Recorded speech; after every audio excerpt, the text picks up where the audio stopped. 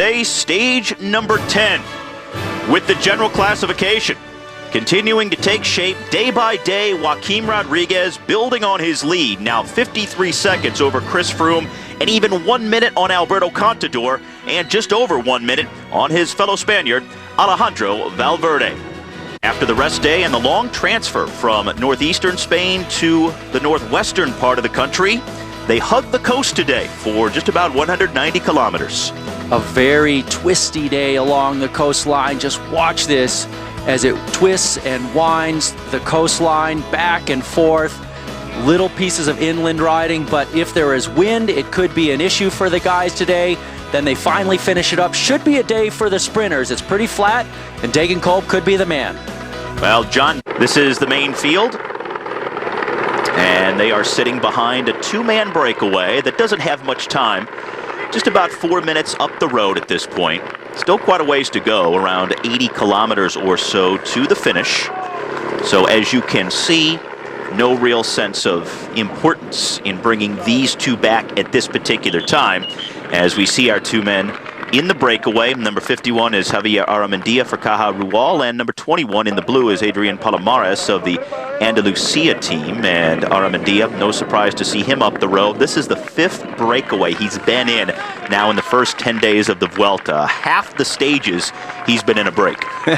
You think those legs are feeling pretty bad by now? I certainly do. Palomares here is also figured in the breakaways. These guys are well down in the general classification, so no threat whatsoever for the overall.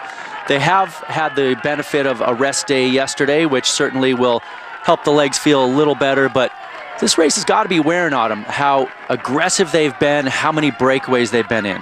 Now we see that the gap has come down significantly to just over 1 minute, and still just inside of 80K left to go. A long way remaining, and you can see the laboring of the breakaway versus the peloton. Everybody just rolling along. Pretty flat.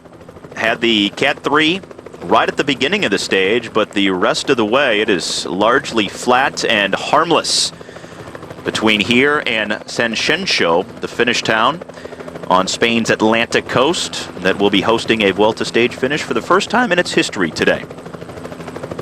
A little over 3 hours in, and much cooler today than what we saw in the first week in northeastern Spain, when the temperature was routinely over 100 degrees, but much more pleasant for the riders today as they kick off this second phase of the Vuelta, coming off the first rest day. Certainly very much something that the riders will embrace with the cooler temperatures. Quintana here, number 7, the Movistar rider, back in the caravan, and the guys, they were just getting roasted the first week of the bike race. Every single day, massive amounts of heat, which meant so hard to get the recovery, keep the fluids in, all the electrolytes. So this is really nice for them coming off of the rest day. And looking at the big picture, they are entering a very important part of this race as we're back up to our two-man breakaway right now, because we have the critical individual time trial tomorrow on stage 11, and then this coming weekend a trio of summit finishes that could really decide the race. I mean, they are that selective and that critical to the general classification. 3 big days in a row, stages 14, 15, and 16. Those are the big critical days. Yeah, there is the penultimate day on the Bola del Mundo, and we remember that from a couple years ago. What an epic battle Nibali had there with Mosquera, so that could be the final arbiter. But there's no doubt 14, 15, and 16 are going to be huge in the overall shaping of the general classification. We have had some of the most gorgeous pictures this year at the Vuelta from any of the 3 Grand Tours this year. I think what we've seen now in the first 10 days of the Vuelta have been the most spectacular, because we haven't seen any rain, largely blue skies. It's been hot for the riders, but the pictures have been looking good for us nonetheless, with the blue water out there in the distance today as they ride along the coast. And this is Alberto Contador back with the team car. Contador will not be taking in any of the views today. None of the GC guys will. So we'll see what the deal is here with him. He's sitting on the Garmin Sharp team's car at the moment. Look for some of his teammates to get back there in a hurry to get him back into the peloton. So something happened to force him back there, and now riding back up to the field at this point. That is just about a minute behind our 2 leaders. Well, in the final 50K, they could really be exposed to wind being on the coast like this, so we'll see how that impacts what could be a field sprint at the end of Stage 10. Which is also the finish town of today's Stage 10, and hosting a Vuelta stage finish for the first time in its history. So making a big loop around the town to complete the final 40K of the stage. Ulrika Greenedge, the team in the blue, white, and green at the front, riding for sprinter Alan Davis. Yeah, Johan van Sumeren at the back here. The big, tall guy for Garmin Sharp, winner of Paris-Roubaix a couple of seasons ago. Now, American Andrew Talansky is their team leader. And Talansky riding in his second consecutive Vuelta, just a second ever Grand Tour. Only 4 minutes back, sitting inside the top 20, and had it not been for the crash that Garmin Sharp suffered in the opening team time trial, he may very well be in the top 10 at this point. And minimizing his losses on some of the climbs, but still hanging in there. And we'll see how he features tomorrow in the time trial, which is always one of his specialties, and then how he does in the bigger mountains coming up this weekend. Certainly, he finished the race last year as just sort of getting to know what it feels like to race in and complete a Grand Tour, and this year he's come back with designs on trying to get some more results. He's been very good in some of the shorter stage races in the world, and largely has gotten the results there by hanging with the best in when there were smaller groups in the climbs, and then his terrific time trial skills. And he's always very good in the time trial, and figures to move up by the end of tomorrow's individual TT on stage 11.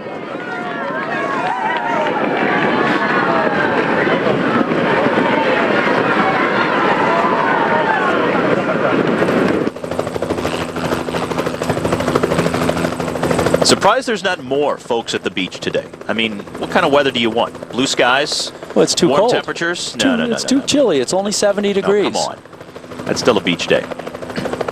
Tell you what, the field has really not veered any more than about, what, a couple hundred yards from the coast at any time in this stage? I mean, this is just one of those postcard stages where the organizers say, all right, let's put in this transitional stage. We need to get from point A to point B. We don't want it to be a really big shake-up kind of day. Don't want to test the guys too much coming off the rest day with still so much hard racing to come. So we'll keep them along the coast, let the fans come out, and make sure the helicopter gets a lot of nice pictures to send to folks. Yeah, it's certainly part of the goal of any Grand Tour is to show off their country. And you pick some of the prettiest places you can find that you can still fit into the overall race route, and that's why they do this. Now, it's so much about marketing, and these Grand Tours really try to promote themselves because around the world, the way fans and the way future riders fall in love with a particular race is by watching it on TV. So if you show off the geography and everything that is appealing about a country, then you're more likely to have new fans. You're more likely to have riders want to compete in your race. And a lot of riders say, hey, I grew up watching this race or that race. That's why I want to go there. So this is about as much as promotion as it is about competition today. So again, they are in what will be the finish town for today's stage, but they're going to go out and do a big loop around the town for the final 38.5 kilometers. But they may not spend much more of that out front by themselves with a gap under 40 seconds. Our two leaders, Palomares and Aramendia, lead as large as just about 5 minutes at one point, but now coming down to half a minute at this point. Well, certainly, typically, you do not want to catch the breakaway with this much time remaining in the bike race because it ignites the hope of a lot of guys in the peloton to start attacking and just creating general chaos. So we'll see if they're able to let these guys roast out there a little longer, but now under 30 seconds, it's going to be hard to even let them stay out there simply because the peloton has guys fighting for position, and that ends up ramping up the pace. Down to just about 20 seconds. Starting to see some Katusha riders in red and white. Team of race leader Joaquim Rodriguez riding near the front of that field. Well, notice how narrow the road is here. So the peloton also fighting for position to be safe through town. And that spells certain doom for this breakaway duo. Yeah, very tight in here, and no barricades for the fans. They're just right along the sidewalk, right along the curb of the road.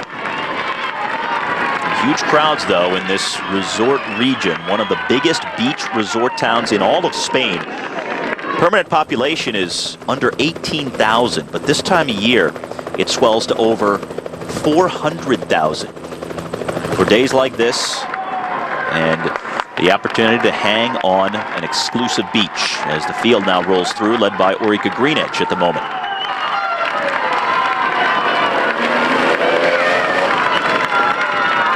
All right, so they're bringing him back here under 20 seconds. Just a matter of seconds, it seems like.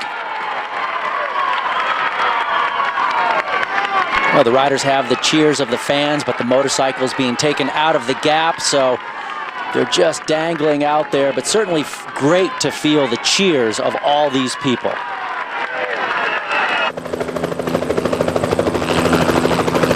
So just about onto the back of our two leaders.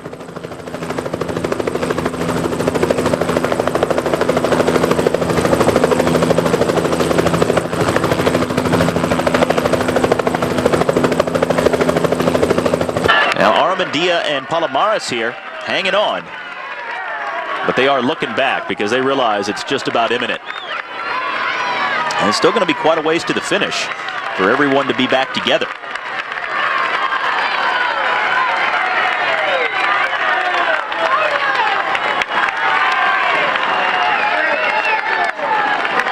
So 4 hours in on what may be the best weather day of the race so far.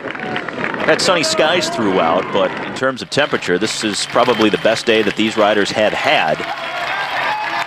And a good day for it, riding along the beach in northwestern Spain. And now coming into what will be the finish of the stage later on.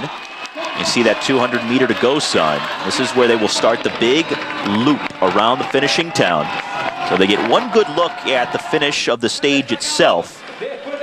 And they'll know what's in store for later on when the stage ends and they make this run in for the second time. Well, notice that uphill there the guys are going to have to deal with in the field sprint. The gap now at the line at 7 seconds. So they're almost absorbed at this point, but it's far from flat at the end. So once again, Ulrika Greenedge on the front, Alan Davis, their sprinter, he likes the uphill sprints. Maybe he thinks he can get it here today. Maybe somebody can finally topple John Degenkolb. It's funny. This is a very mountainous Vuelta. But here we are 10 days in, and most of the top sprinters that are at this race are still in it. We haven't seen them pull out. We don't have the marquee sprinters, the likes of a Greipel, a Cavendish, a Matt Goss, but the sprinters who did come here and start this Vuelta are all pretty much still in it.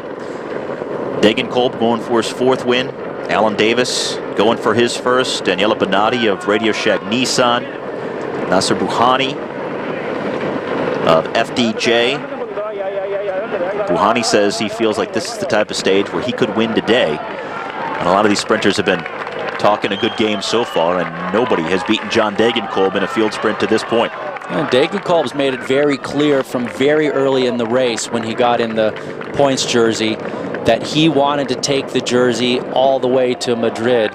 And so he will be battling tooth and nail for every one of these stage finishes, as well as we just saw for the intermediate sprint points where he just picked up one solitary point. So the field is in the background, but these two hanging on.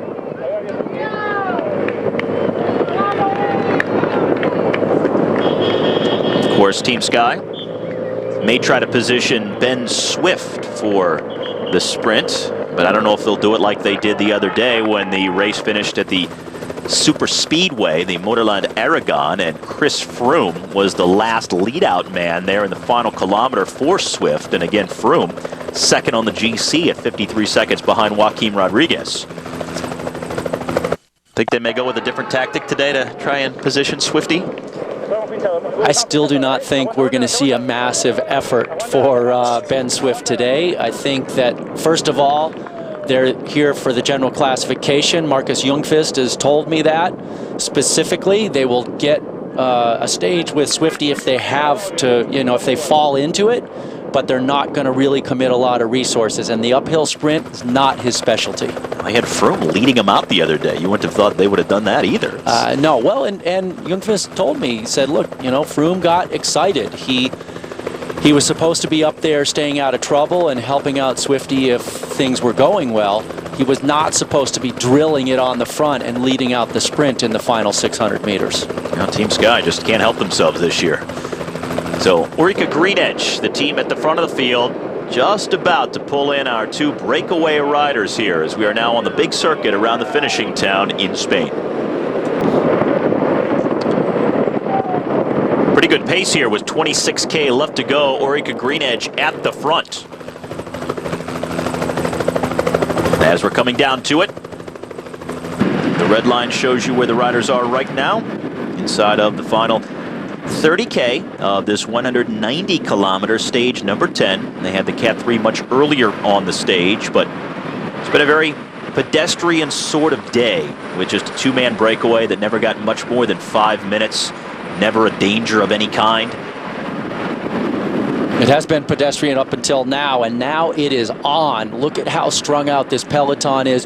Ulrika Greenedge really turning up the screws on the front and maybe trying to take advantage of the potential for a little bit of crosswind, because it's really not technical here enough to make it hard for a single file peloton to ride in a big line. But they're so close to the water on so many parts here at the end of this course that maybe they're thinking they can get just enough of a crosswind to blow it up. And now we can see the pressure is a little bit off on the front there, and it's starting to all come back together. Now, riders who were single file towards the back are now getting a chance to regroup here with 25K left to go. But yeah, almost the entire course has been exposed to the elements here today. Really nothing to stand in the way of the wind coming off the water here in La Tojoya. It's again northwestern Spain, Galicia, and the first day in this region of the country after most of the first week was in northeastern Spain. Just transferring over prior to the rest day. And now today's stage 10, a flat, likely field sprint type of a stage, and then tomorrow even going more northwest for the individual time trial. Take special note of the Ulrika guys on the front. A lot of communication amongst them, even though they have their radios. They're really talking with each other, looking it around, a lot of head swiveling, trying to decide, okay, how much do we need to keep the throttle down here? They're backing it off, but they don't want to get swarmed at this point. All right, so what are those, Gogo? Dude, please educate me. I'm asking you. I mean, I've got the info on the castles, the ruins, the churches, things like that, but I'm going to rely on you for anything out in the water. These are some sort of fish hatcheries of some sort, and that's what I'm going with. Now, there's a big fishing port, we know that, and now we're back to the race itself, and it's still Ulrika Greenedge riding at the front with 23K left. Again, no breakaway. This is the very head of the proceedings. You can see just how much more beneficial it is when the roads get a little bit narrow and a little bit twisty to have your teammates on the front drilling it. But once it gets wider, like it's been in some of the spots, it's very easy for everybody to just ride those wheels and get sucked along by the draft of the peloton. So not a surprise to see some GC teams riding near the front as well, just trying to stay out of any potential danger. And not a surprise to see number 61 in the red, David Moncoutier, riding last position in the peloton. That's his typical spot, and though we have not seen him off the front in this race yet, we do expect to see him come some of these mountain days making a bid for a stage win. And he's way down in the mountains classification at this point. It's something that's usually a big target for him. And our two riders from the breakaway were also right back there just in front of Moncoutier, Aramendia and Palomares, after staying out front for the majority of this stage. Now at the back end of the field with 22K left in the stage. Just making a big loop around the finishing town of San Shensho. First time the Vuelta has ever come to this exclusive beach town, so they're taking advantage and doing a little sightseeing here.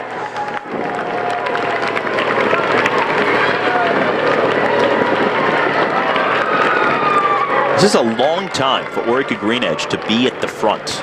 Obviously, they want to set up Alan Davis, but this many times will not pay off. When a sprinter's team comes to the front this early, many times they miss out in the sprint itself.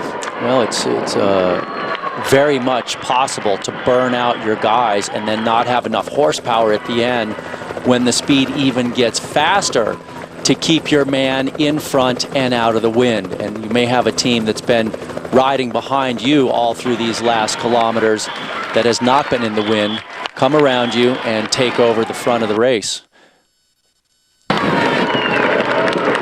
Rabobank in the orange and blue also up there, but that's potentially more so for their GC riders. They do have Matty Brushel, but he hasn't been much of a factor in the sprints to this point, but he would be their fastest guy. They may just be trying to protect the GC positions of guys like Haysink, Tendam, and Mollema. 3 riders in the top 10 at this point. Yeah, Brushel can be very good on a little bit of an uphill sprint, but as you said, we just haven't seen him really doing his thing in this year's Vuelta. He's talked about wanting to do it, and so he certainly has made it public that he has a desire to get a stage win, but so far it just hasn't come around his way. With just over 11K left to go, strung out and flying along. Yeah, single file here. You can see the echelon just starting to form with these guys at the back. That's because they're getting gapped off. They move over to the right and they try and get some more riders to come over and get a draft behind them so they can work together. This is actually going to start to split up just a little bit.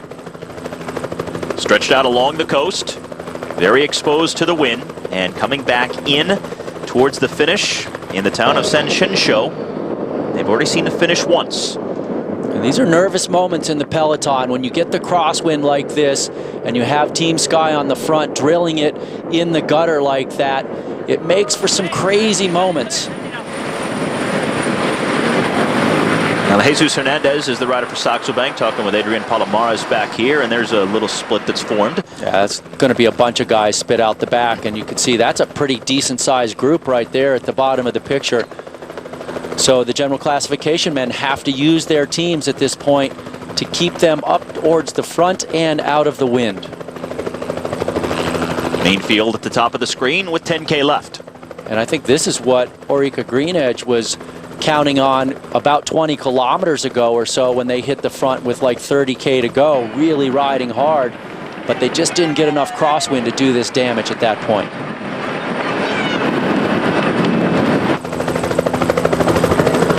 So they hit the 10K banner with Sky still at the front.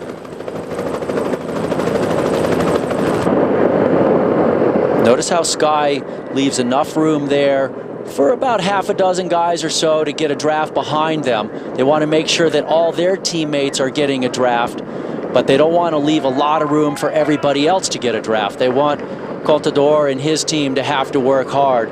They want Rodriguez and his team to have to work hard. Same thing with Valverde.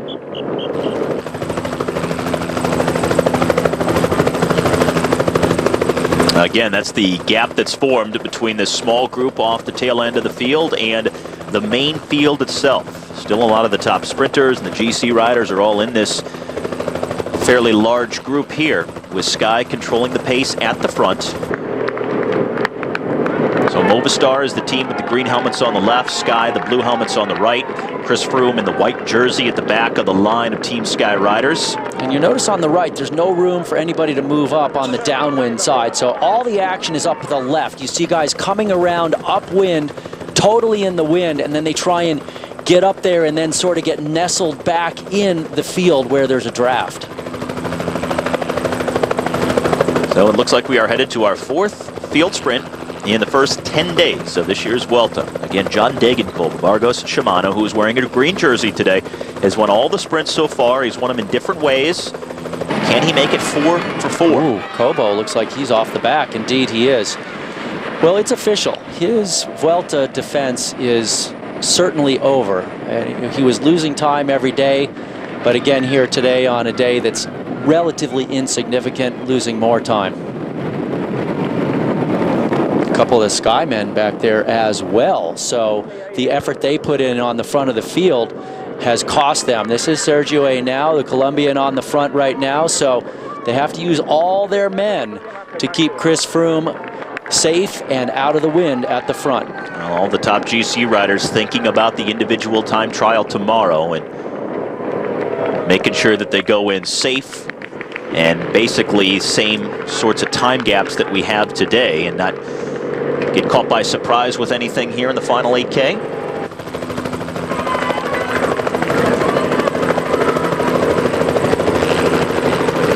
Now Valverde, Rodriguez, Froome, and Contador are all near the front. Rabobank riders, including Robert Haysink, are also up there as well. Lawrence Tandam, Bob Mollema, they have top 10 placings they're trying to protect.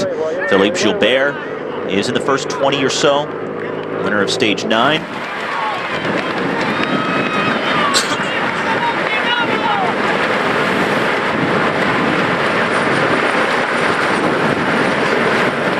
Back here in the peloton, right now it looks mellow enough, but if they get more of a crosswind at some point, it changes in just a moment's notice. Literally, a kilometer of crosswind can cause complete chaos in the peloton. It can split it up much more than a climb will that's very short. Now, since the two-man breakaway was caught with right around 30K to go, we haven't seen any attacks. You surprised, and do you think we might see some in the final 7K? I actually am a little surprised, but once you get these crosswind battles, the field rides so hard on the front that it really effectively discourages anybody from attacking. They know they cannot outride an echelon at the front of the peloton in a crosswind. So now when there's more shelter, times like this, guys might start thinking they have a shot. Then it opens back up into the wind, and it really squelches those ambitions once again.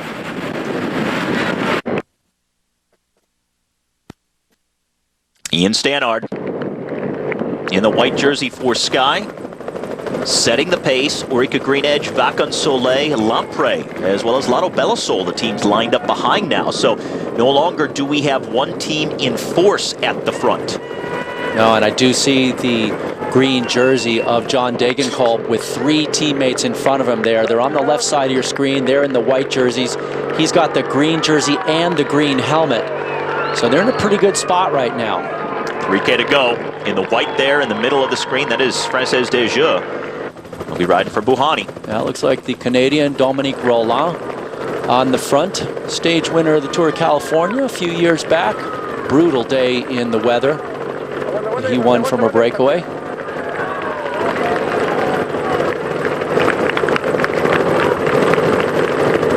Uh, 2.5 kilometers. Again, they've seen the run-in the last several hundred meters.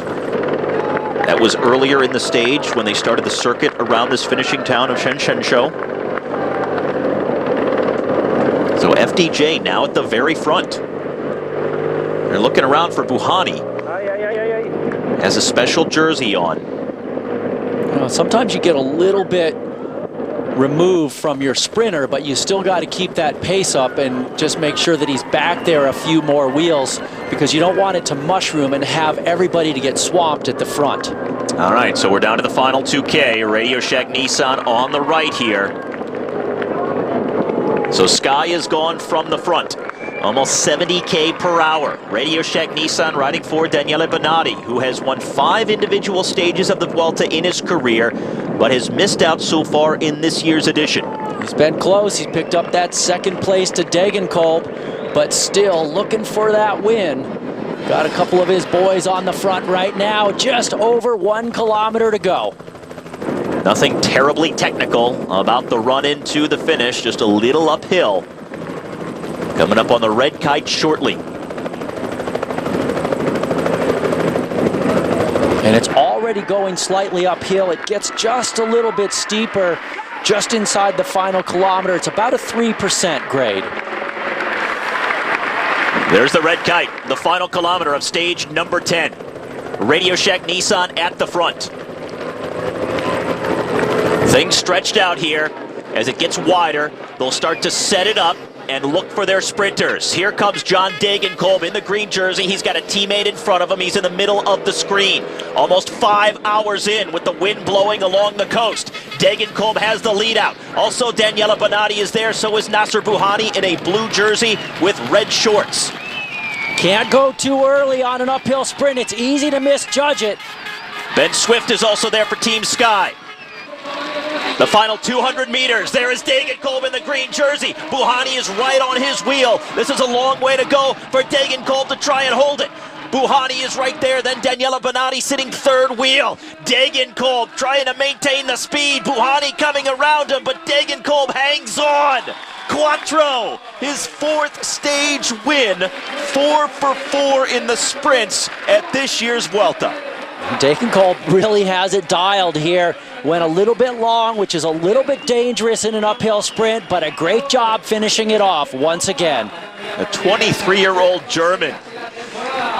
What a performance in the first 10 days at the Vuelta a Espana. He now has 10 victories this season alone.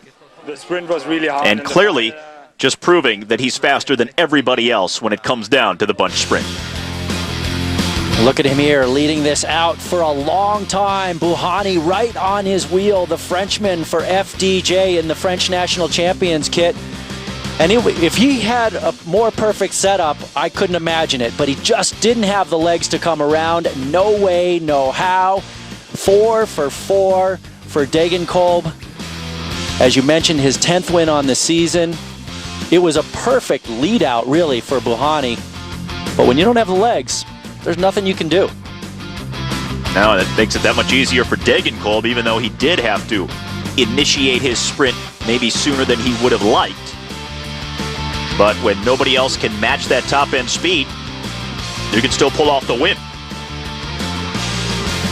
So John Degenkolb, with 0 Grand Tour stage wins prior to the Vuelta a Espana, now in 10 days of racing, he's got 4.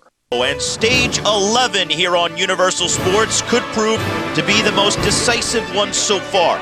Joaquim Rodriguez will spend his 7th day in the red jersey of overall leader, but will it be his last? He figures to lose time in the individual time trial. He does have a margin to work with, sitting on top of the leaderboard by 53 seconds over Chris Froome, a minute on Alberto Contador, and 107 on his fellow Spaniard, Alejandro Valverde. But the time trial is not his specialty, so we'll see how much time Rodriguez does bleed today on a very non-traditional time trial course in northwestern Spain. A very difficult time trial for the guys to contend with today on stage 11. 39.4 kilometers, just about 24 and a half miles as it starts from the coast, goes across the peninsula there, and during the way, it goes over a 10-kilometer, 6-mile climb before it descends back down close to the water again. This climb is 1,450 feet. This is Alejandro Valverde. 2 stage wins so far. He's worn the leader's red jersey. Wasn't even scheduled to be the Movistar team leader, but now he's in a fight for the GC. It's a massive fight for him, there's no doubt, and you can't count him out, even though he's not really known as a time trial specialist. This is not a specialist course, so today is about riding a very high threshold before the climb, really burying yourself on the climb, and then somehow holding on the descent and the flat to the finish. Valverde won this Vuelta a Espana 3 years ago, but after a disappointing Tour de France, decided just at the last moment to race it this year in 2012. Wasn't even scheduled to be on the team for his home Grand Tour. As Benjamin Cholsti comes up to the top of the climb, second time check, and Cholsti goes through with the time of just 27 seconds behind the best mark of leader Frederick Kessiakoff. So that's second place right now. Good ride. Very good ride by Cholsti. Now for Movistar, it was supposed to be JJ Cobo, the defending Vuelta champion from last year, who was going to lead this team, but he's lost time almost every day, beginning with the first stage of this race, the team time trial, when he didn't finish with the first 5, lost 4 seconds, and almost immediately Valverde became the team leader. Y también para Remy Poriol, vamos a ir con ellos, también Jan Bakenas y Remy Poriol, nuestros próximos corredores, uno del equipo de Desarque y otro del equipo de Jimmy Matt. And two riders now coming up to the finish here. Jan Bakelans outside the top 20. He's actually catching his Minuteman, and he finishes in 24th spot. Now Contador. First big time trial in over a year.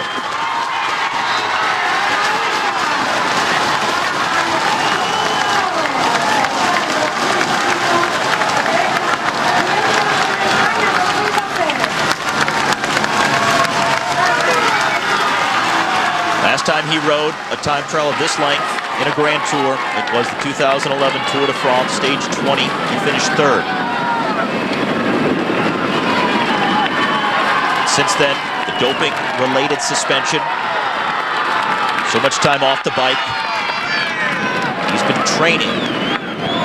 Finding your legs on the climbs and out on the open road is one thing. Finding your rhythm in the time trial is something entirely different. One thing he does have going for himself is that he pre-rode this time trial course 8 times after it was announced, and then he rode it again 2 days ago on the rest day. So he has really probably seen this course more than anybody else in the bike race in preparation for today. He knew it was going to be important. He seems to be getting better. His director tells me every day he is feeling a little bit better on the bike as the racing continues. All of the top 4, Valverde, Contador, Froome, and Rodriguez, came to see this course on the rest day Monday. And Chris Froome starting 2 minutes behind Alberto Contador and 2 minutes in front of Joaquim Rodriguez as we're down to the final 2. Froome, the bronze medalist in the time trial most recently at the London Olympic Games. Can he keep that form now here at the Vuelta? 53 seconds off the race lead as this time trial gets underway for him.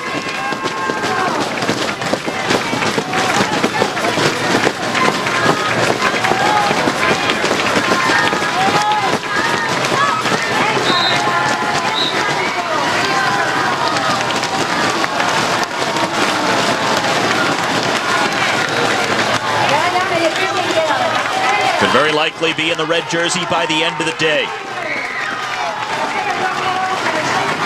Terrific time trialist. Less than a minute behind Joaquim Rodriguez, who figures to lose time.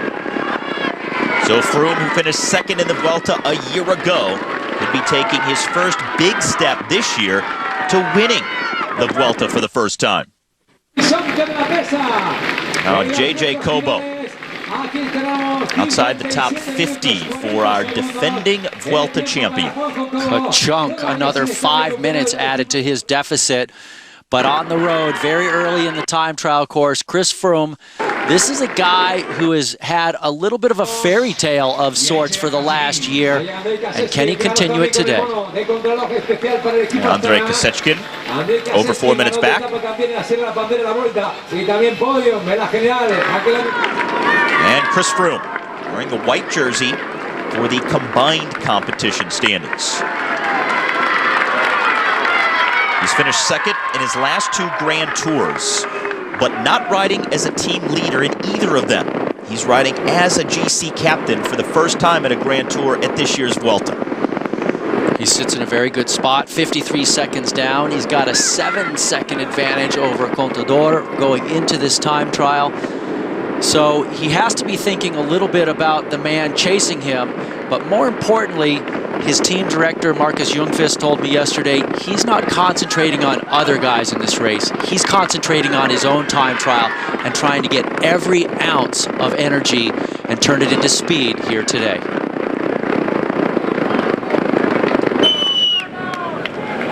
And ahead on the road, Alberto Contador.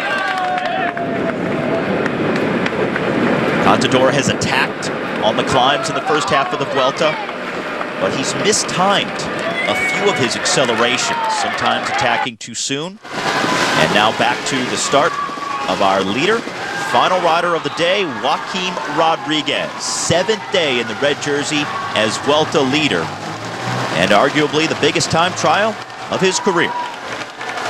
He has been in these situations before, leading big races and even grand tours, and going into the time trial and losing them. But today, he has a shot. Maybe not to hold the jersey, but maybe to stay close enough that he can still contend over the rest of this race. So everyone is either finished or they are on course now. Alejandro Valverde, the first of the final four. Behind him, Contador, Froome, and now Joaquim Rodriguez in the all-important individual time trial. We also saw him at the first time check, 29 seconds down on the best time. So he is not having a sterling day on the time trial bike either today.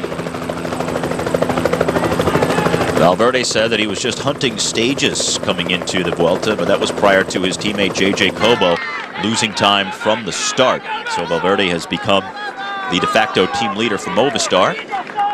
And Alberto Contador, the unquestioned team leader for Saxo Bank, coming in. Notice how Alberto is dropping back into the aero bars. The thing about a climb like this, they rarely do a climb this long on a time trial bike. Robert Hayes-Sink to the top of the climb, second intermediate split. Had a good first one and is now 119 behind 10th best at the summit. Kind of surprising, actually, that he was better on the flatter part of the course. It means that he probably went a little too hard on the flat part of the course. Perito.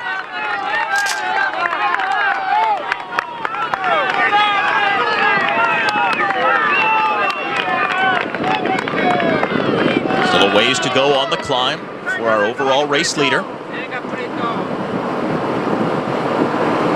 Still about 6 minutes from the top of the climb. So he's got a long way to continue putting himself right on the edge. Notice he is still in his aero bars. Froome here, he's been in and out of those aero bars. It's harder to get the power when you're in that completely aero position. So when you're climbing, quite often the guys will go move their hands out, give them a little bit more of an ability to create power, but they're less aero. In case you're curious about what parts of this course you can really make up time on, judging by what Kesiakov did, our current leader, from the top of the climb to the finish, he really put in a spectacular performance and gained a lot of his time there on the descent and then the flat road back into the finish. So we'll see if the likes of Contador, Froome here, Rodriguez can also take advantage of the back half of this course today, as Valverde will be the next up to the summit. And his split will find him 37 seconds behind Kesiakov, and that's the third best time of the day at 23.5 kilometers. So he certainly rallied on the climb, no doubt, only losing another 8 seconds from the bottom of the climb to the top of the climb over Kesiakov. And, you know, it's really interesting that Kesiakov rode such a good time from the top of the climb to the finish, because that kind of goes against conventional wisdom. Typically, you'll lose or gain the most time on the climb. We'll see if the others follow suit, as our leaders are starting to get to the summit. The next one up to the top will be Alberto Contador, followed by this man Chris Froome, and then Joaquim Rodriguez.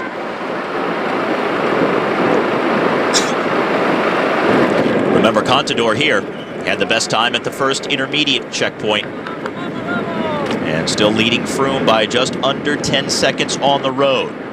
That's from the GPS. At the summit of the climb, we'll get an accurate indication, specifically where they stand. Contador coming to the top here. He's outside of Kesiakov's time, but not by much, just 2 seconds. 35.44. All right, so he was 2 seconds better at the bottom of the climb, 2 seconds worse than Kesiakov at the top of the climb.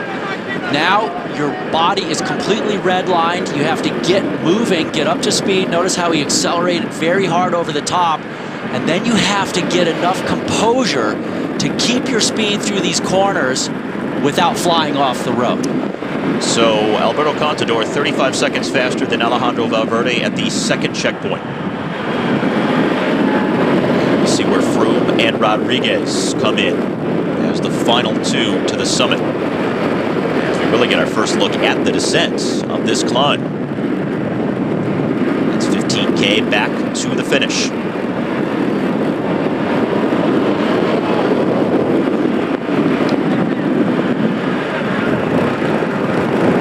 Contador's director, Philippe Mauduit, told me yesterday that most of the descent was full speed. There were a few corners where he would have to tell Alberto to slow down just a little bit, and he relays that information through the race radio in his ear. All right, so Chris Froome with the clock counting coming up to the top of the climb. Contador went through at 35:44.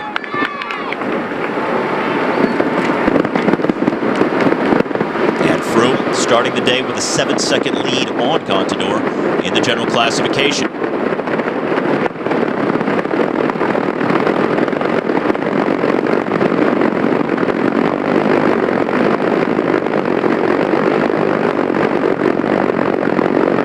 Now, the gap between Contador and Froome out on the road has really never been more than between 7 and 10 seconds. It stayed within those parameters most of the time here through the first half of the course. And now it's out to 17 seconds. Wow. Biggest we've seen. You can see the flags blowing there, a little bit of exposure up here on the top of the course. So Chris Froome will stop the clock 18 seconds slower than Kesiakov. That is 16 seconds behind Alberto Contador.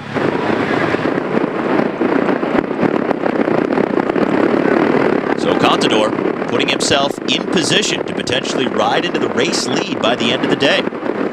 Now let's remember what this man Froome has been going through in the last 12 months. Last year, he first showed himself as a contender on the world stage at the Vuelta. He got second in the time trial, but since then, he has had a very busy schedule with the Tour de France and the Olympics leading up to this year's Vuelta. And those technical turns on the descent there. Whoa, Contador using every inch of the road, too. Yeah, you could even see a little bit of a bobble there in the apex of the turn, and then right on it to get back up to speed, accelerating quickly, getting ready to set it up for the next one. This is that forested section we talked about earlier. After some of the course is exposed to the wind. Check out this right-hander here. Yeah, the very top part of the descent you could see earlier, very fast, Contador just flying through those corners. But in this section, there's a few that require a little bit more gingerly approach. Froome on the right, now descending 18 seconds back of Alberto Contador. Froome not looking quite as smooth through that corner there as we're seeing Alberto. But let's give him just a second. He's just over the top of the climb, and it's really hard to be fluid on a descent after you torture yourself on a climb that bad, because your body is all out of whack, and then you have to get into the mode of descending and being able to get a clean line through the corners. Joaquim Rodriguez will be the final man to the top of the climb shortly.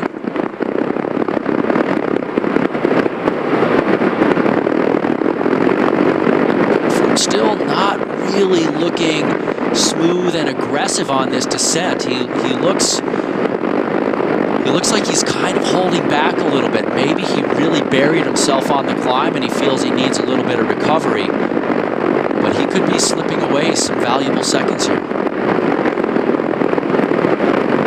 All of his 4 big time trial performances this year. He's never been outside the top 6. Rodriguez now coming to the summit of the climb. And he's inside of a minute to Contador at this point. Let's see where it stops officially here. 56 seconds behind Kesiakov. That's 54 seconds behind Alberto Contador. Oh, it's all still in play because Contador had a 1 minute lead, or a 1 minute disadvantage. Now it comes down to the descent for Perito to try and somehow hang on to the lead. Joaquim Rodriguez on the descent of the Cat 3 climb here in the time trial. The virtual standings with everybody through the second intermediate checkpoint still feature Joaquim Rodriguez as the race leader, now by 6 seconds over Alberto Contador. That is Alejandro Valverde. He is 7K from the finish.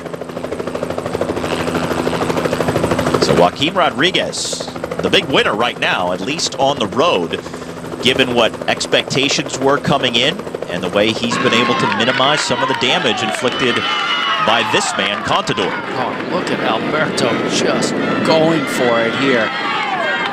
Really rocking this descent here as it starts to get a little bit flatter. You can see the flag still blowing, the wind coming off of the water to his right. Froome starting to struggle just a little bit, and now look at that, 20 seconds is the deficit. So Contador is putting in a sterling ride here in this time trial. Well, the way things are set up right now, Contador would move into second.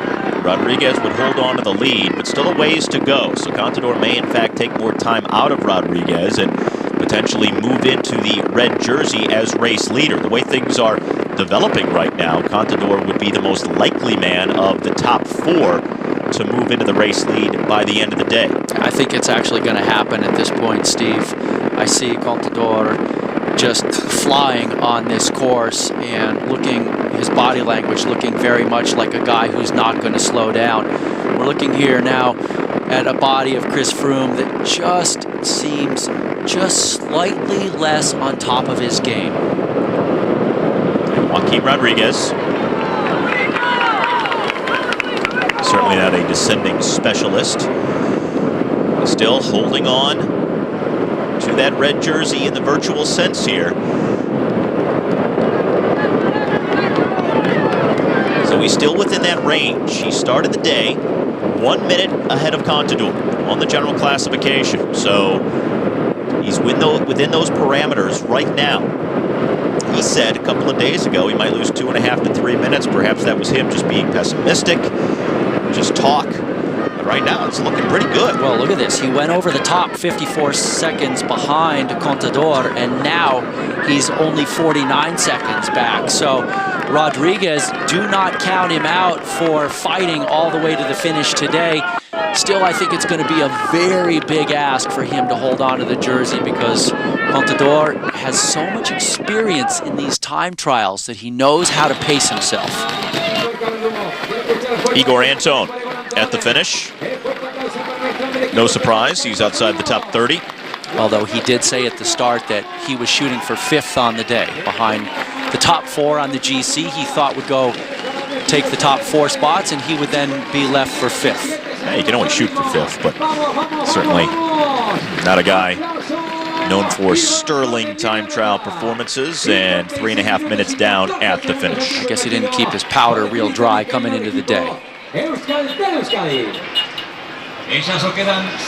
So Anton, no doubt, will be stage hunting over the second half of this year's Vuelta, looking for a victory on one of the summit finishes. And there are still plenty left to go.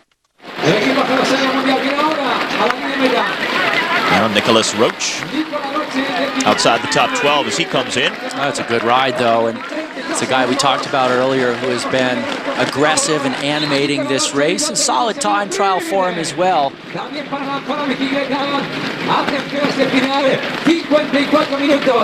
2:21 off, top 15 for the moment. But now we're back to the important man on the road. This is Joaquim Rodriguez, the guy who started with 53 seconds advantage over Froome, a minute over Contador, and he is still trying to hold on to the leader's jersey of this race. Well, regardless of whether he holds on to it or not, he's going to be close. And that's really the key for Rodriguez going into the second half of this race, with so many mountains and big summit finishes to come. I think what we're seeing here today, the big story, in addition to Contador now leading Froome by 26 seconds at this point, I think the big story is the fact that Rodriguez is going to come out of this time trial well positioned to still have a very good shot at winning this Vuelta. And I think the other big story is these guys are all still so close in ability, they're still not going to be able to know who is going to be the favorite to win this race overall. Daniel Moreno looking at a top 10.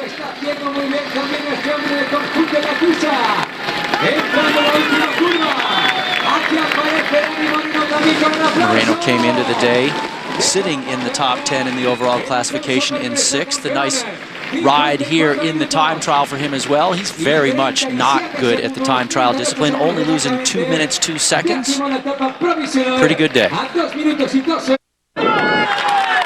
Contador. And he is still flying. And look at his style when we see him and how much he's putting out. This is Robert Haysink. He had a great time split on the first time split, not quite as good on the second one, but this is a very solid ride for him, Steve, well inside the top 10. Robert Haysink,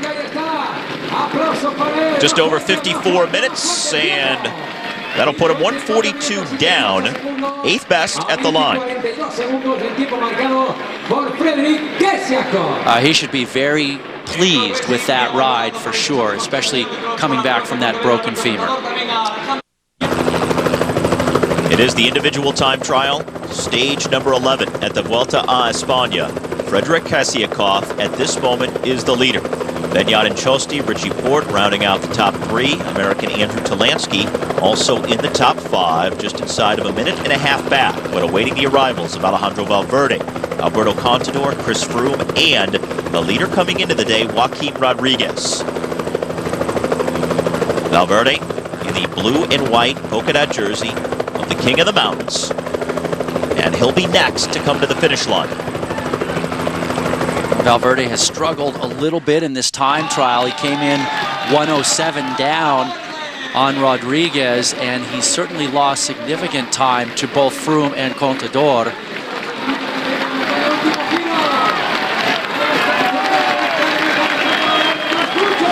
Valverde, the unexpected leader of Movistar, coming up to the finish. And Alejandro Valverde with a time of 53:44, 1:08 behind Kasiakov.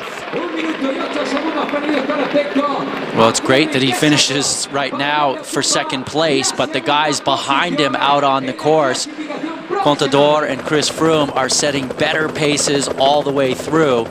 So the question for Valverde is, how far is he going to be from the top of the standings at the end of the day? All right, this man will be next. Alberto Contador coming towards the finish. Then it's Chris Froome, followed by Joaquin Rodriguez. It really seems like it's going to come down to either Contador or Rodriguez in the red jersey at the end of this time trial. Right now on the road, Rodriguez is hanging on to it. But Contador, how much time has he perhaps gained in the closing kilometers here? Oh, it's going to be incredibly close in that GC battle. Contador needed to make up a minute, and he's right on the bubble. Outside the time of Kasiakov for the stage. But here comes Contador to the finish of the time trial. Alberto Contador hits the line, second place, 52:53. That'll be the time to watch for Chris Froome and Joaquin Rodriguez. But Kasiakov hangs on. He slayed the dragon there because nobody is going to take that stage away from him at this point, not unless Froome does something incredibly unusual at the end. But if you've ever wondered how much a time trial hurts, look at the intensity here of Alberto Contador as he fights for every second at the end of the race. 2 men left on the course. Oh, man. Chris Froome will be next to the finish. If he makes it through the corners in one piece, that would be good, as he almost took it into the barricade there. He knows it's very close between him and Contador as well, and the red jersey is in play.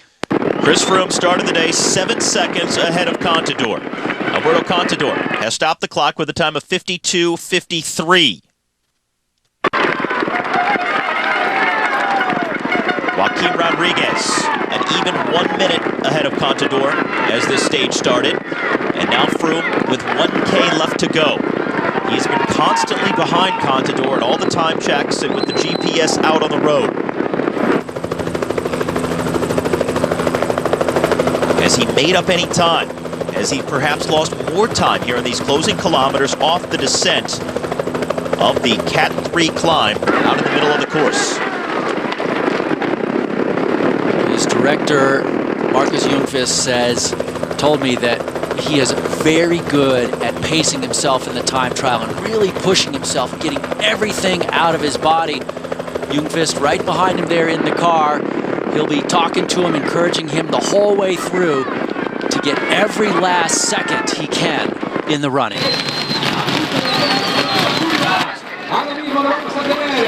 So now Chris Froome has gone outside the time of Contador, and he's going to lose his GC placing to Contador, who is going to move ahead of him on the general classification. Now Froome trying to minimize the loss at the line, and it's a time of 53:15.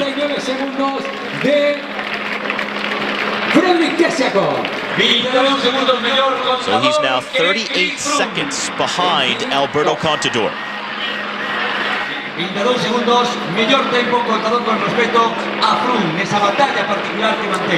So Contador was 17 seconds back on the stage. Froome was 39 seconds back. So it looks like he lost just over 20 seconds to Contador.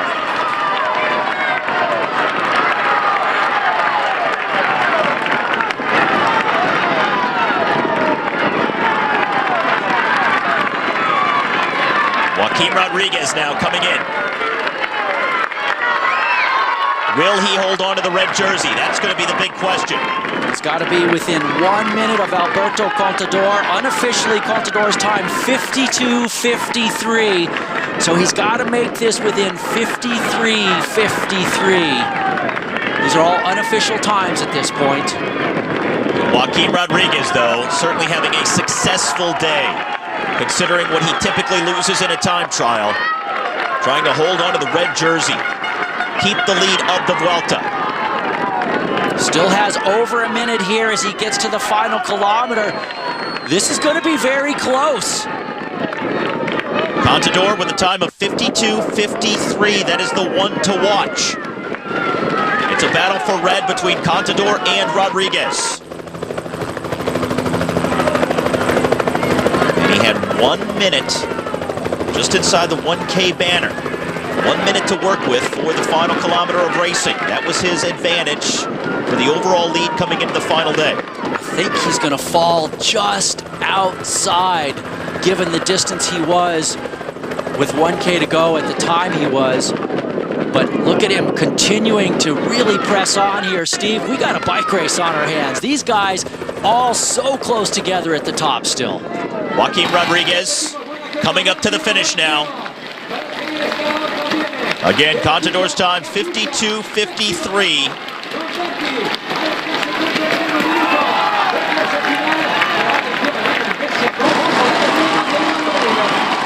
Joaquim Rodriguez coming up to the finish, trying to hold on to the red jersey and the overall lead at the Vuelta.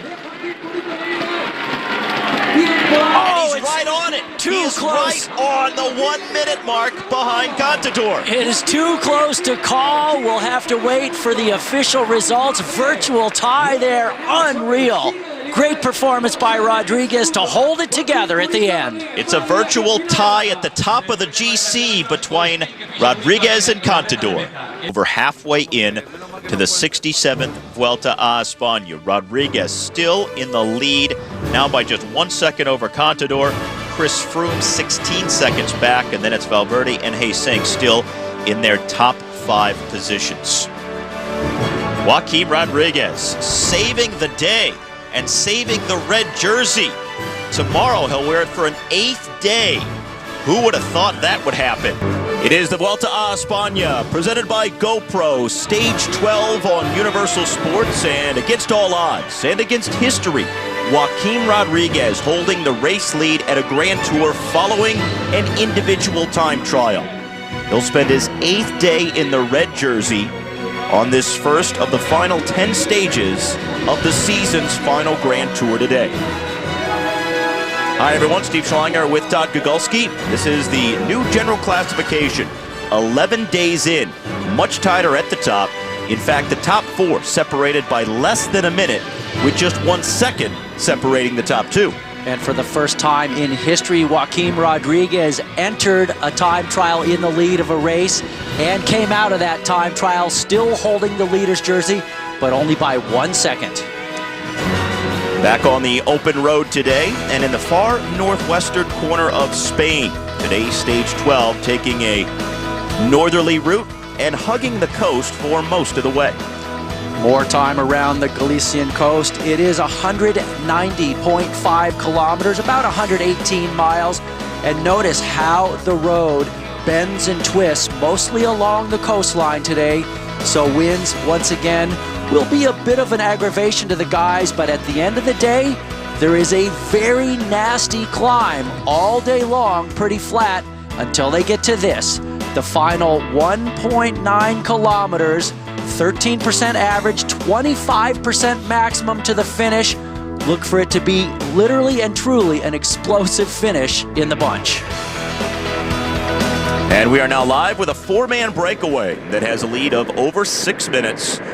Cam Meyer, Emil Moinard, Mikel Asterloza, and Kevin de Vert are our four leaders, whose lead at one point was over 7 minutes, but it's come down just over 1 minute since its highest point, and still a long way to go. They just went through the first of two intermediate sprint points a short while ago, and as you see, the chalkboard gives us the latest gap now at 5:20 ahead of this main field that is largely led by Katusha, the team in red and white, and also the team of overall race leader Joaquim Rodriguez. And Rodriguez has to be flying high, his confidence soaring after that time trial yesterday. You know, we've seen him time and time again before in history going into these time trial events, leading a race, coming out of them far down in the classification typically. Sometimes he's tumbled not even a couple places, but literally dozens of places in a time trial effort. And yesterday was not like that. It's a huge coup for the Russian team and the Spanish rider. Our four-man breakaway, the man at the back in the orange, is Mikel Asterloza, the 32-year-old Spaniard for Euskaltel. He's the highest-placed rider on the general classification that's in the four-man breakaway today, but still 13 and a half minutes down on Joaquim Rodriguez. At the back there, that is Cam Meyer, the Australian for Orica Green Edge. And the two riders out front, Kevin de Vert is the 30-year-old Belgian for Omega Pharma Quick-Step, and sitting just behind him, second wheel right now in the red and black, that is the 30-year-old Frenchman Emil Moinard of BMC. These guys have a very tough challenge ahead of them to stay in front of the peloton. 5-minute advantage with just over 50 kilometers remaining. And I actually don't think there's much of a chance for them to stay away. If they didn't have that nasty climb at the end, then the general classification teams would not be riding. But look at Katusha all over the front. They think Rodriguez has a chance to get a stage win and a 12-second bonus in the process. Saxo Bank behind them in the yellow and blue, and then it's Sky in the blue, white, and black. Pretty much tells the story right there. The top three riders' teams all over the front. Such an unusual profile. Only 1.9 kilometers of climbing on the entire stage. So if you were to look at a profile for any Grand Tour stage and say, okay, you know what? As far as categorized climbs, there's less than 2K. You would say, all right, it's an easy day. It's by and large a day off, a chance for the sprinters. But anything but here today on stage number 12. Yeah, don't look for John Degenkolb to try and get stage win number 5 today.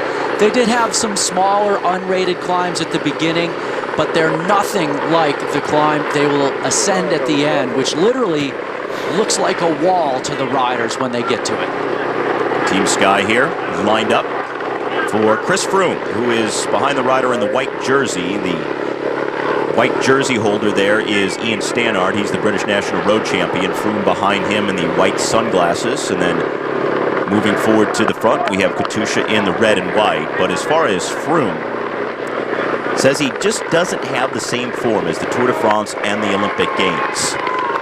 Well, his trainer, Bobby Julich, was telling me coming into this race and the first few days of the race that he was still wondering how Froome was going to be faring at this Grand Tour. It's his only time in his career that he's done 2 Grand Tours in the same year, and he's been so good now since July. It's really hard to hold that fitness all the way later on like this.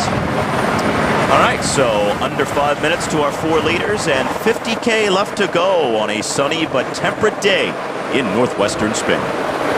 I can't remember a Grand Tour where we had a defending champion who came in as his team's GC leader be out of it so quickly. I mean, really from day one, he was losing time. We've had guys who just haven't had the form and who have eventually lost contact and dropped out of the race. But Kobo, from day one, has not been a factor. Well, and we talked about the fact that he really wasn't a favorite to come back in and play for the overall. Everything worked out so well for him last year. It was, you'd be hard-pressed to think that would all work out that well for him again this year. Back here on the front of the field, Ignatiev, the Russian time trial champion, also gold medalist from the track at Beijing, driving that pace for Katusha and Rodriguez. 46K left to go, and the gap under 5 minutes here at 4:45. Last few days have offered simply breathtaking views of the Galician coast in northwestern Spain. After the first half of the Vuelta was largely in north-central and northeastern Spain, also much hotter on that side of the country. But after stage 9 and a finish into Barcelona, they flew cross-country to pick up the action after the rest day on stage 10, 11, and now 12 here in far northwestern Spain. And for a lot of these guys, this is really their first day back racing after what some may have considered 3 consecutive rest days. They had the literal rest day on Monday. They had a very easy flat day along the coast on Tuesday, and then others had the time trial yesterday where they really didn't make much of an effort at all. They just had to make it within the time cut in the time trial, so it's not a complete, none of the days are obviously complete rest days, because even on the flat day before they have to cover 100 miles, but it's a lot different than really testing yourself mile after mile, hour after hour, and being completely depleted at the end of the day. This breakaway took quite a long time to get formed. It was over an hour into the race before we got our 4 that we see now out front, and Katusha in pursuit. There were some large numbers of riders chasing, but finally things have settled down, and now just inside of 45K left to go on stage 12. Ride by him, 4th in the stage, and he's put his team into the mix at the front to try and bring back this group of 4 riders, because Katusha showing they didn't have the impetus to do it.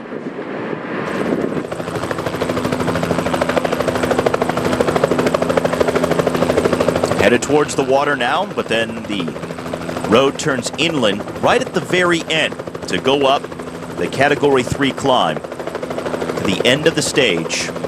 And the red line has the riders getting closer, but that climb doesn't kick in until inside the last 2K. Talk about harsh. The guys don't have any way to ride into that and get into any sort of a rhythm. It is just bam, in your face. And you better hope you've got it going on to survive on that climb.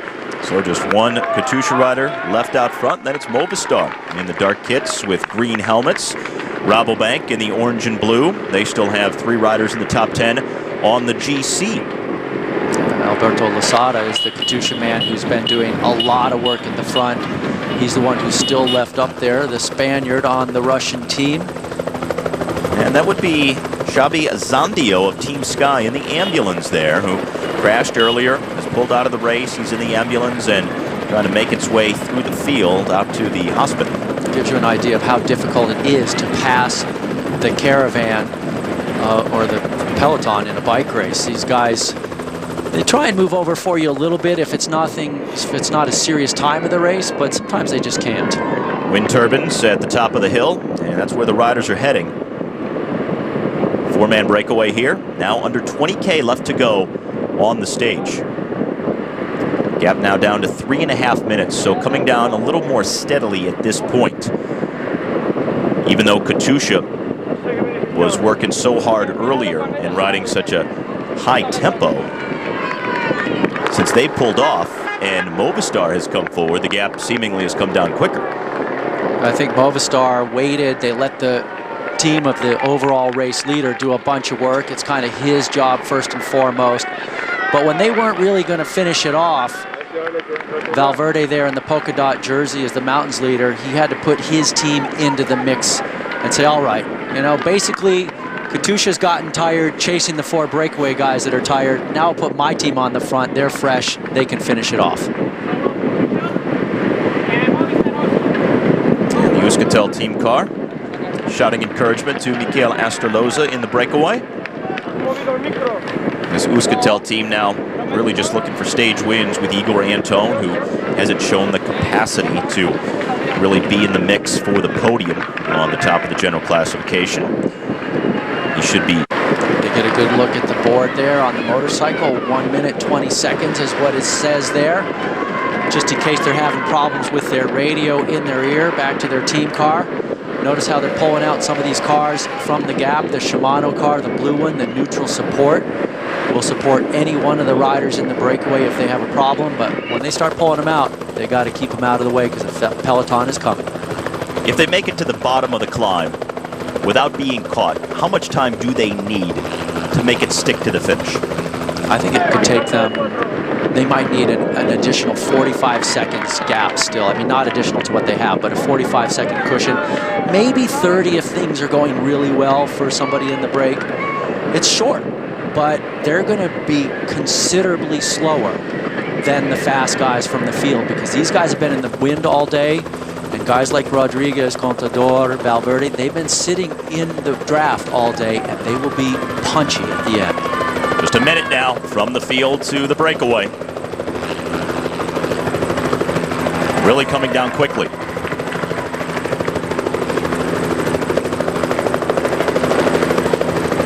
The hard thing for the breakaway is just not knowing how much any of those guys actually have left in their legs. Sometimes guys just crumble after being in a break all day, and other times one guy will actually still have something left. He'll have somehow managed to take on the workload all day and still be pretty good at the end. Under a minute now. Katusha with a few riders at the front. BMC is up there. Philippe Gilbert is in a yellow helmet. Red and black kit. He's about 4 or 5 wheels from the front. Yeah, Gilbert is following his teammate Alessandro Ballan. They also have Moinard up here in the breakaway. So things are really tightening up here in the final few kilometers. Again, the climb starts with 1.9K left to go on the stage. 3K for our leaders. Cam Meyer in the breakaway several stages ago that finished in Andorra. He was caught by himself inside the final 2K to the summit finish. He did a very good job of persisting from that breakaway in stage 8. Have to wonder if he's going to be the one that has the most left of the 4-man group again today. Now they're taking even more time back. It's not looking very good for the breakaway at this point. Sky at the front. 40 seconds.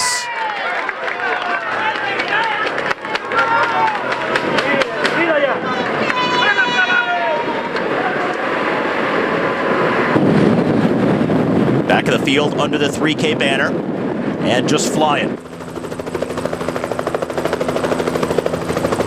So this is getting very interesting here. A 4-man breakaway that's been out front all day long. Had a lead of over 7 minutes at one point. Now down to 40 seconds. Sky leading the peloton. Chris Froome, 3rd wheel from the front. This is going to be a massive battle between those general classification men. They're all up there with their teams. You see Contador about 12 wheels back. This is Juan Antonio Flecha on the front for his team leader, Chris Froome. He's got Stannard behind him, then Froome. Philippe Gilbert about 5 or 6 wheels back from the front of this group as well. Roads much narrower now. This is our 4-man leading group. And this is where the climb starts. Under 2K to go, and look out. Averaging 13%. It'll be well over 20% in sections. This is going to get ugly very quickly. 25-second gap. That breakaway is not going to be able to hold off the charge. Sky at the front. And looks like that was Cam Meyer just dropping back. Indeed, Astorloza is the one who's forging on ahead right now. Divert 2nd position. So this is the very front now. Mikel Astorloza. As the 4-man breakaway comes apart on the lower slopes of this Category 3 climb. Now Ian Stannard leading the way at the front of the peloton. Contador is there in a white jersey. Just ahead of him in the yellow helmet, Philippe Gilbert. Chris Froome, second wheel behind his teammate Stannard. Froome has the white sunglasses. The red jersey also there behind Contador in the white.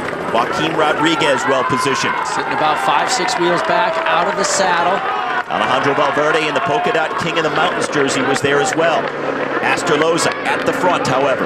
Look at this road, it just pitches up with the views in the background. Rabobank has 3 riders in the top 10 on the GC. Lawrence ten Dam, Buck Mollema, and Robert Haysink.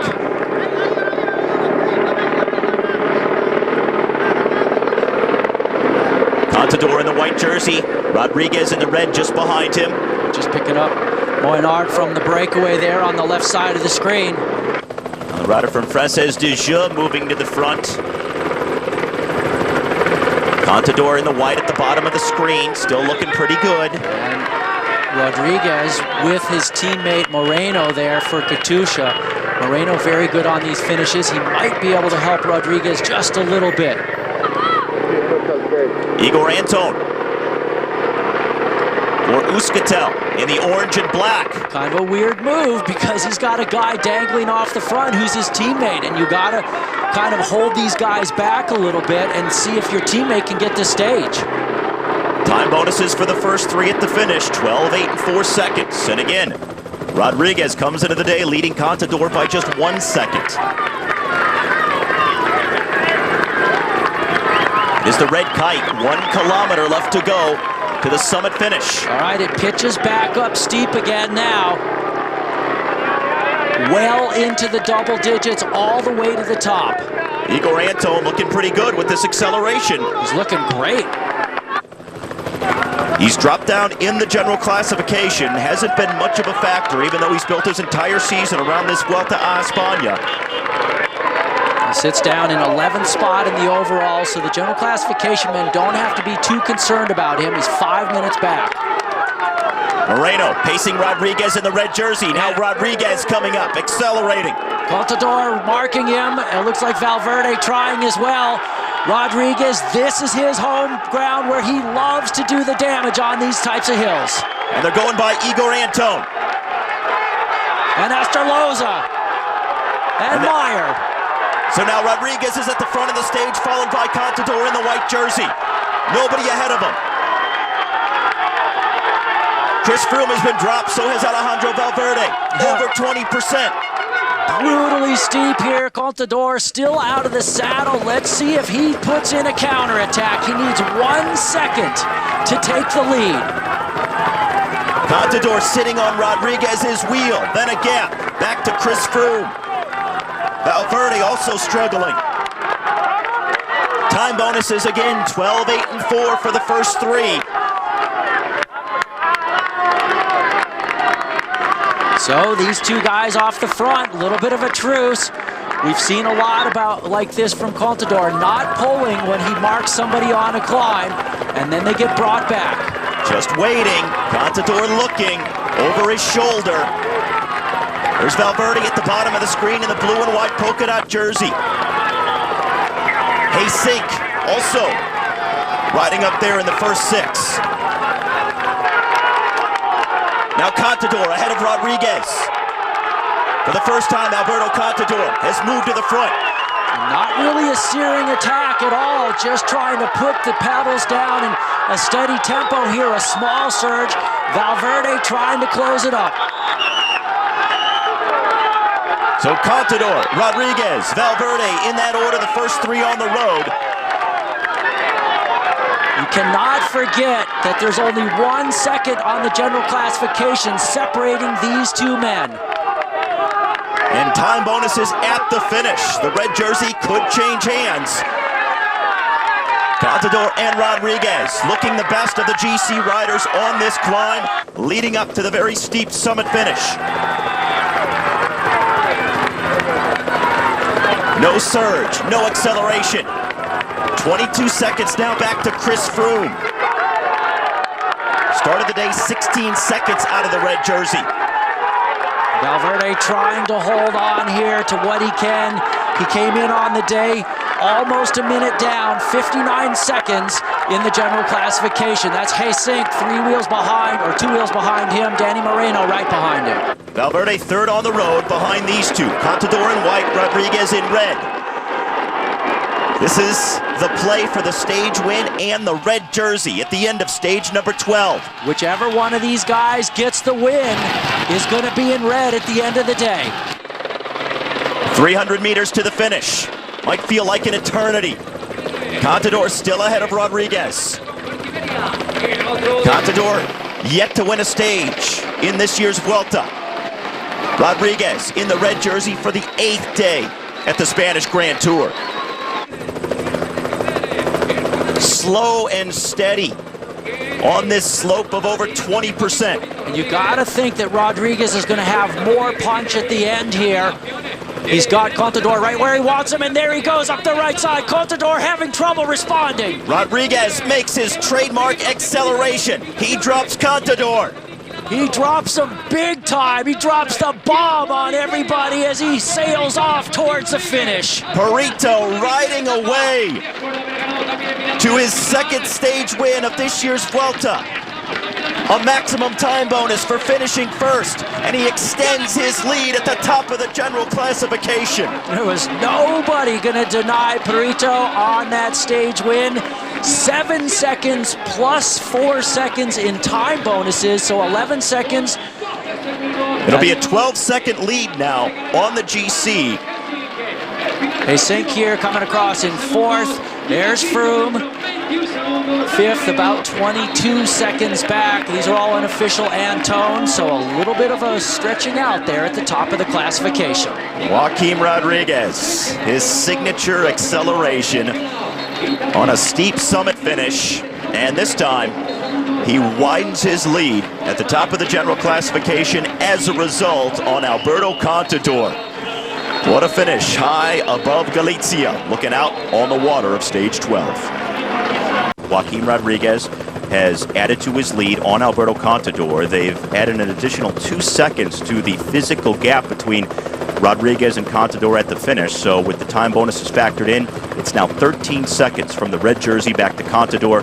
Chris Froome also lost time today, 51 seconds back, and Alejandro Valverde 120 off the pace. Well, there's no doubt that this is coming down to more and more of a 2-man race, but the big mountains can be very different than the short, steep ones, so it's not over yet.